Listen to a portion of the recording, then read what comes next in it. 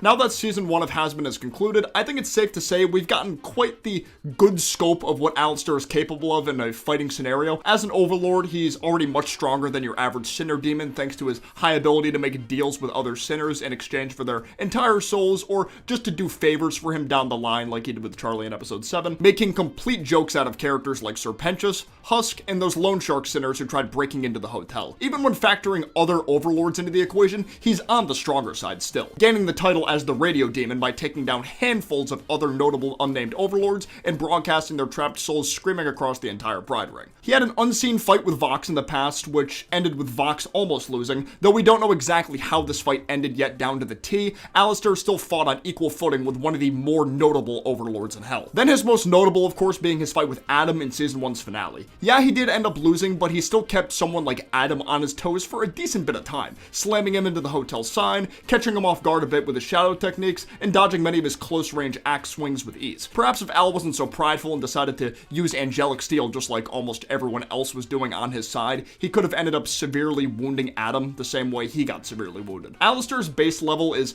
tricky because of all the different transformations he seems to undergo depending on the situation he's in, but his shadow tentacles and his giant version of himself seem to have the most attacking power. There's also his shadow voodoo shield thing that can cover a large building level circumference that's durable enough to keep out hundreds of regular exorcists. This was something I already stood by in my Vox video, but after episode 5 and onward aired, there's no doubt in my mind Alastor can clear buildings and likely scale to around small town level at the very least with what we've seen so far. Speed wise, we could probably put him around hypersonic or something, and definitely not speed of light since he couldn't dodge Adam at the end of their fight. Durability's pretty good too. Granted, the only time Al has gotten seriously injured on screen so far is against Adam, but the fact that the direct slice from an angelic weapon wasn't enough to kill him outright means he's noticeably more durable than the average demon and probably average Overlord. The very end of the finale seemed to imply Alastor does have some kind of regeneration powers too, since he was able to reunite with the rest of the Hazbin crew towards the end of the finale song and looked totally normal again. Unless the guy somehow went to a doctor off screen, there's no other explanation I can think of other than having some kind of regen factor at play.